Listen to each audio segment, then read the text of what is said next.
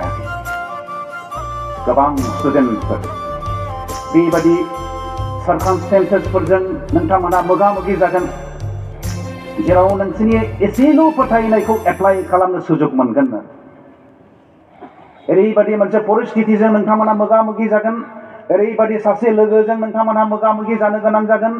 involve जानो गोनां जागोन ओरैबादि मोनसे एक्टिभिटिसजों नोंथांमोना इनभल्भ जागोन नाथाय बे खेत्रआवहायसो जोंनि फोथायनायखौ एप्लाइ खालामनांगौ मैया आं जे बाथ्राखौ बुंदों जे जोंनि प्रेसियास लाइफखौ गुबुन सासे नेगेटिभ मानसिफोरजों इनभेस्ट खालामनायनि बिसय दा जोंनि जिबनाव नैबे सोलोंग्राफ्रा जेरै गाव गावनि फोथायनायखौ एप्लाइ खालामनो हायाखै जोंबो बेबादिनो सम सम एप्लाइ खालामनो रोङा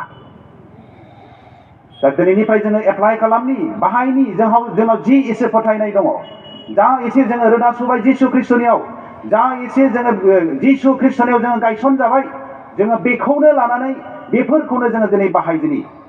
रानायनिफ्राय लानांगोन मैया जे बाथ्राखौ आं बुंदों जे दिनै जुदि 30 मिनिटखौ जुदि इसोरनि थाखाय गथायोब्ला गाबोन नोंथाङा 40 मिनिट इसोरनि थाखाय बाहायगोन बेखौ कनफिडेन्टलि आङो बुंनो हागौ आरो दिनै जुदि एसे एनै आनजादखौ उथ्रियोब्ला गाबोन देरसिन आनजादखौ उथ्रिलांनो हागोन जेब्ला जोंनि जिउनि फोथायनायनि जोंनि स्पिरिचुवेल ग्राफ बादि ओरै थांगोन बे समाव गोबां रोखोम आनजादफोर सफैयो बे समाव नोंनि न'खराबो नोंनि न'खरनि मानसि नोंनि मण्डलिनि मानसि नोंखौ रिजेक्टबो खालामनो हागौ ख्रिस्टनि अनलायग्राफोर बे समाव नोंनि फोथायनायखौ सोरबाया नेग्लेक्टबो खालामनो हागौ नोंनि ख्रिस्टनियाव रोदा सुनायखौ सोरबाया नंखायबो साननो हागौ बे समाव बी केयारफुल बे समाव नोंथांनि स्पिरिचुवेल ग्रथनि जे ग्राफ बेयो दावखोगासिनो दङ बे खेत्रआव जुदि नोंथाङा जुदि उथ्रिसारनो हायाब्ला खनसेनो नोंथाङा दलदल गोलैगोन आरो जिर'आव फैफिनगोन आरो दा ख्रिस्टनियाव अनलायग्राफोर बेबादिनो जोंनि फोथायनाया जोंनि लुखांलांनाया बेबादिजोंसो जायो आरो मावनायजों लोगोसे आनजादखौ फेस खालामनायजों लोगोसे जोंनि फोथायनाया रानायनिफ्राय लानांगोन जोंनि रोदाया गोथौनिफ्राय गोथौ रोदा सुगोन जेरै बिफाङा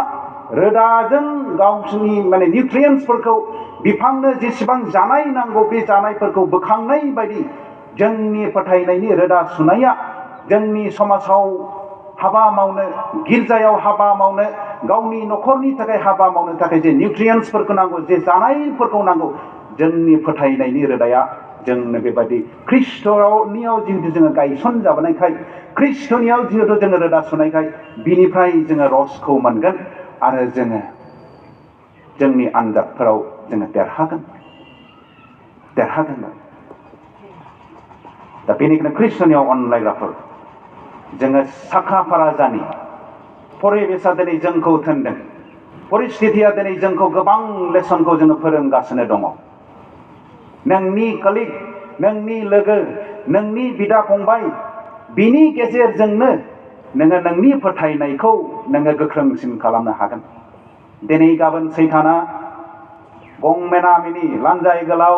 खोमोन गोनां बेबादि जानानै नुजानाय नङा ख्रिस्टनियाव अनलायग्रा आंनि फंबाय बिनानावफोर नोंथांनि सासे लोगो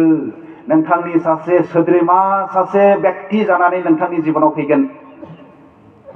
बे समाव नों मा रेसपन्स होगोन बे नोंनि बाथ्रा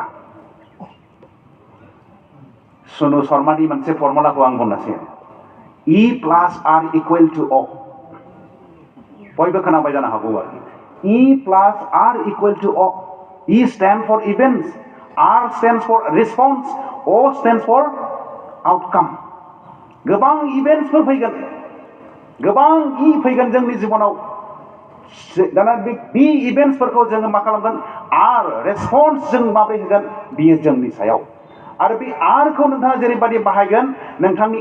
आउटकाम रिजाल्टआबो बेबादिनो जागोन E plus R equal